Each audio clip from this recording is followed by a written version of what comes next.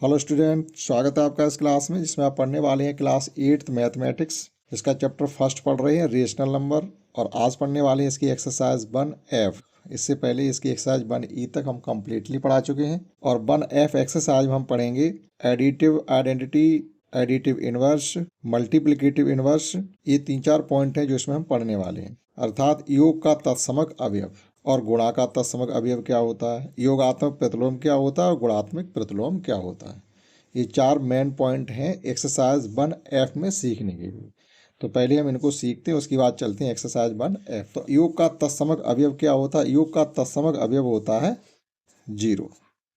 अब 0 कैसे होता है वो हमें समझना। किसी भी रेशनल नंबर में आप 0 को एडिशन करेंगे तो वो रेशनल नंबर या वो इंटीजर ही आएगा, या 0 में किसी इंटीजर को आप एडिशन करेंगे तो वो इंटीजर या वो रेशनल नंबर या वो नंबर ही आएगा। इसलिए 0 को हम additive identity of rational number कहते हैं। एडिटिव आइडेंटिटी मतलब एडिशन की जो आइडेंटिटी है वो 0, यानी योग का जो तत्समक अवयव होता है वो 0 होता है। तो 0 को किसी रेशनल नंबर में एडिशन करें या 0 में उस नंबर को एडिशन करें तो हमेशा वो पूर्णांक या वो नंबर ही आएगा, कोई फर्क नहीं पड़ता।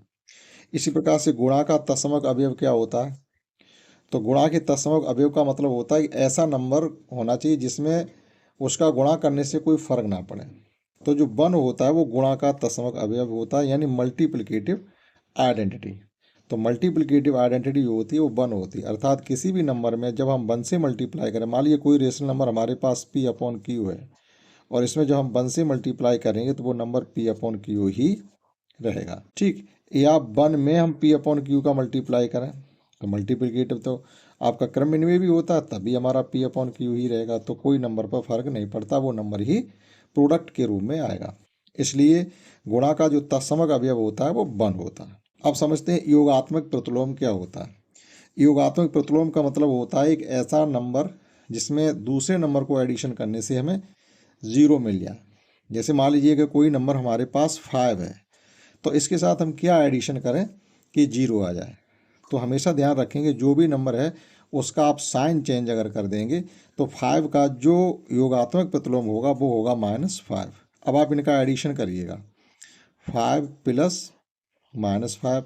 जब सॉल्व करेंगे तो 5 - 5 = 0। इसलिए जो योगात्मक प्रतिलोम होता है उस नंबर का आपको करना होता है हमेशा sign change. In the same way गुणात्मक प्रतिलोम। अब गुणात्मक प्रतिलोम का मतलब होता है आपके पास जो भी नंबर है उससे हम किस नंबर से मल्टीप्लाई करें कि वो प्रोडक्ट जो है 1 आ जाए। तो जैसे मान लीजिए हमारे पास कोई नंबर P/Q है, अब इसमें मल्टीप्लाई हम किससे करें कि इसका जो प्रोडक्ट है 1 हो जाए।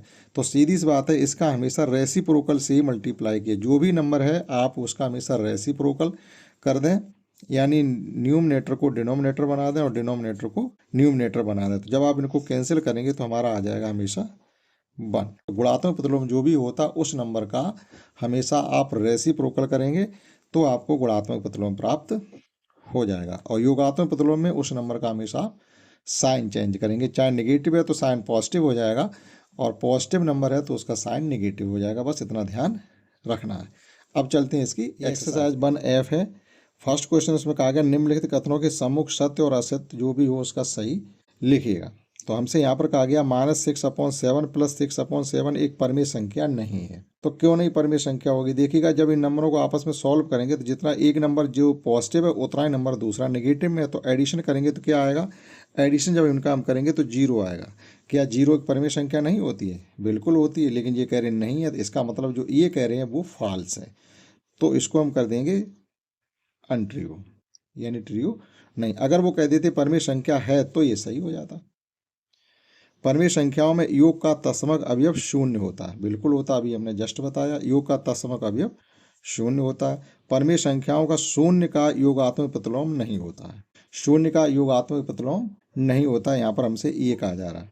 तो ये भी असत्य होगा, क्योंकि 0 का योगात्मक प्रतिलोम होता है। जब हमने ये कह कोई भी नंबर हो, जब उसमें 0 का एडिशन, मान लीजिएगा ये हमारे पास एक नंबर 0 है, जब हमने 0 को इसमें एडिशन किया तो ये तो हमारा नंबर है, ये 0 है, तो इसमें जब हमने 0 एडिशन किया तो हमारा वो नंबर ही तो आएगा, 0 आ रहा। तो शून्य का योगात्मक प्रतिलोम भी होता है, ये जो कह रहे हैं वो फॉल्स है। किसी ऋणात्मक परिमेय संख्या का योगात्मक प्रतिलोम एक धनात्मक परिमेय संख्या होती है, बिल्कुल होती है। जो भी आपका योगात्मक प्रतिलोम निकालेंगे उसका आपको साइन तो चेंज करना पड़ता है। तो ऋणात्मक है तो योगात्मक प्रतिलोम धनात्मक होगा, और संख्या अगर धनात्मक है तो योगात्मक प्रतिलोम ऋणात्मक होगा। ये हमारा सही होगा। परिमेय संख्या में घटाने का तत्समक अवयव शून्य होता है। घटाने की कोई प्रक्रिया होती ही नहीं है, घटाने का तत्समक अवयव होता नहीं है। तत्समक अवयव केवल एडिशन का है और मल्टीप्लिकेशन का, सब्ट्रैक्शन का नहीं है। ये भी हो गया हमारा अनट्रू। परिमेय संख्या में गुणा का तत्समक अवयव एक होता है, बिल्कुल सही बात है, एक होता है। एक ऋणात्मक परिमेय संख्या का गुणात्मक प्रतिलोम एक ऋणात्मक परिमेय संख्या ही होती है, ये भी सही है। अगर हमें गुणात्मक प्रतिलोम निकालना, देखो यहाँ पर हमसे कहा गया योगात्मक प्रतिलोम, तो योगात्मक प्रतिलोम में हमेशा साइन चेंज हो जाएगा। और ऋणात्मक प्रतिलोम, अगर कोई ऋणात्मक परिमेय संख्या है और उसका अगर हमें गुणात्मक प्रतिलोम फाइंड करना है तो साइन चेंज नहीं होगा, साइन जो भी है वही रहेगा। उस नंबर का हमें केवल रेसिप्रोकल करना पड़ेगा। तो जो ये कह रहे हैं वो सही है। यदि परिमेय संख्या x का योगात्मक प्रतिलोम x है तो x की वैल्यू क्या होनी चाहिए? योगात्मक प्रतिलोम तो 0 होता है, तो x की वैल्यू 0 होनी चाहिए, ये सही है। तो इस प्रकार से क्वेश्चन फर्स्ट में 1, 2, 3 आंसर गलत हैं और सभी सही है। देखते हैं क्वेश्चन 2 में निम्नलिखित में अपनी अभ्यास पुस्तिका पर उतार कर रिक्त स्थान की पूर्ति करनी है। आप कॉपी पर उतारें तब उसकी पूर्ति करें। अब यहाँ पर देखिएगा ये कोई -5.12 नंबर है और इक्वल टू -5.12, इसका मतलब इसमें क्या एडिशन किया गया होगा? निश्चित रूप से इसके तत्समक अवयव का, यानी एडिटिव आइडेंटिटी, यानी 0 का जब इसमें एडिशन करेंगे तो वही नंबर आएगा। अब यहाँ पर आपको समझना है इसमें किसका एडिशन करने से ये 0 आ रहा है। यहाँ पर हमारा कहा जा रहा है योगात्मक प्रतिलोम, यहाँ पर एडिटिव आइडेंटिटी थी और यहाँ पर है एडिटिव इनवर्स, यानी इसमें -4/5 में क्या एडिशन करेंगे ये 0 हो जाए।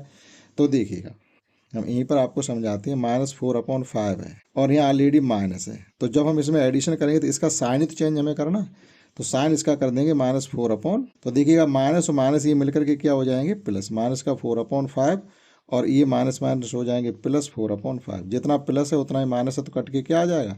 0। तो आपको यहाँ ब्रैकेट में भरना क्या? ब्रैकेट में भरना है -4/5।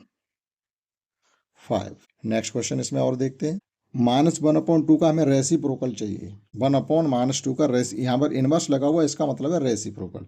इसका जस्ट उल्टा, तो जस्ट जब उल्टा करेंगे तो ये 2 ऊपर पहुंच जाएंगे, 1 नीचे आ जाएगा, अर्थात फाइनली हो जाएगा माइनस का। इन द सेम वे आप जब यहाँ पर सॉल्व करेंगे देखिएगा 3 से ये 3 कैंसिल आउट हो जाएंगे और इससे ये 2 टाइम्स कैंसिल हो जाएगा। तो हमारे पास फाइनली बचेगा माइनस का 1/2 और इसका भी करना है हमें रेसिप्रोकल, तो इसका हो जाएगा माइनस। अब यहाँ पे देखिए प्रत्येक स्थिति में x का मान बताना क्वेश्चन 3 में, तो ये 1 आ रहा, बनाने का मतलब है ये मल्टीप्लिकेटिव, हमें यहाँ पर मल्टीप्लिकेटिव यानी गुणात्मक प्रतिलोम बताना। तो गुणात्मक प्रतिलोम क्या होता है? उस नंबर का इनवर्स करके बताना होता है, तभी तो 1 आएगा।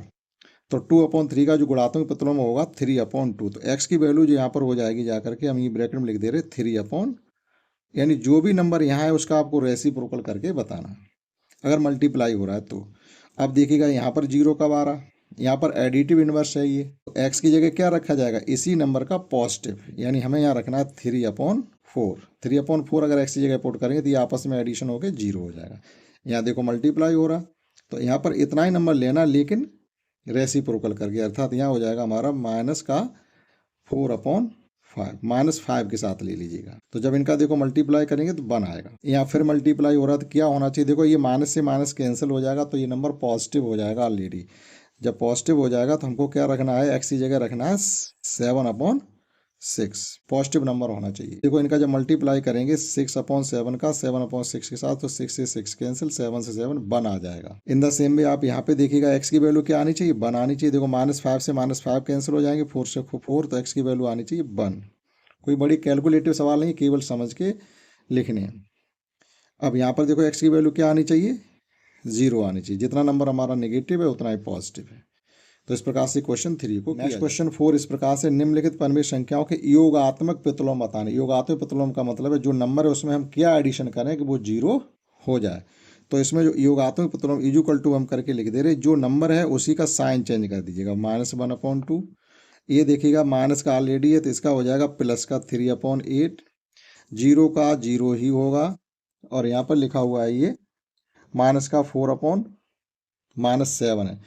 तो ये जब माइनस से माइनस कैंसिल हो जाएगा तो नंबर तो ऑलरेडी पॉजिटिव हो जाएगा, तो इसका जो नंबर होगा योगात्मक प्रतिलोम वो नेगेटिव हो जाएगा, माइनस का 4/7। और फिफ्थ क्वेश्चन इस प्रकार निम्नलिखित परिमेय संख्याओं के गुणात्मक प्रतिलोम ज्ञात करने। गुणात्मक प्रतिलोम में हमें कुछ नहीं करना होता, जो भी नंबर है उसका हमें रेसिप्रोकल कर देना है, यानी उल्टा कर देना, न्यूमरेटर का डिनोमिनेटर बना देना, डिनोमिनेटर का न्यू, तो इसका गुणात्मक प्रतिलोम हो जाएगा 13/8, यानी आपस में का जब गुणा करेंगे तो मल्टीप्लाई जो प्रोडक्ट आएगा 1 आना चाहिए। यहाँ भी कुछ नहीं करना हमें, 19/-6, और ये हो जाएगा -16/17, इसका हो जाएगा -1/9, इसका हो जाएगा 1/17, और इसका पहले सॉल्व कर लीजिएगा क्या होना चाहिए। देखो ये इससे कैंसिल हो जाएगा 2 टाइम्स, तो हमारा नंबर है 9/10 है। तो इसका गुणात्मक प्रतिलोम जो हो जाएगा वो हो जाएगा 10/9, क्योंकि प्रोडक्ट 1 आना चाहिए, तो इस प्रकार से हमें नंबर सेट करना। लास्ट क्वेश्चन है इस एक्सरसाइज का कि हमें सरल करना है। अब आप देखिए इसको यहीं पर कर देते हैं, पहले हम गिनते हैं इसके माइनस कितने हैं। 1 2 3 4 5 माइनस हैं, तो माइनस रहेगा, लेकिन आप ध्यान से देखिएगा इसमें एक जगह जीरो भी तो है, तो हमें माइनस प्लस देखने की जरूरत ही नहीं। देखो सभी प्रोडक्ट है, 1 2 3 सब मल्टीप्लाई है, और सभी नंबर भी कई लिखे हैं, बीच में चुपचाप से एक जीरो दे दिया गया, तो सीधी सी बात है जो प्रोडक्ट आएगा फाइनली क्या आना चाहिए, जीरो। जीरो से किसी भी नंबर को मल्टीप्लाई करें या जीरो में किसी नंबर से मल्टीप्लाई करने पर जो प्रोडक्ट आता है वो हमेशा जीरो ही आता है। ये एक्सरसाइज थी 1F। हमने आपको अपनी तरफ से इसके सभी पॉइंट और एक्सरसाइज समझाने की कोशिश की। आशा करता हूँ आपने समझी होगी। इस क्लास में इतना ही, दैट्स ऑल।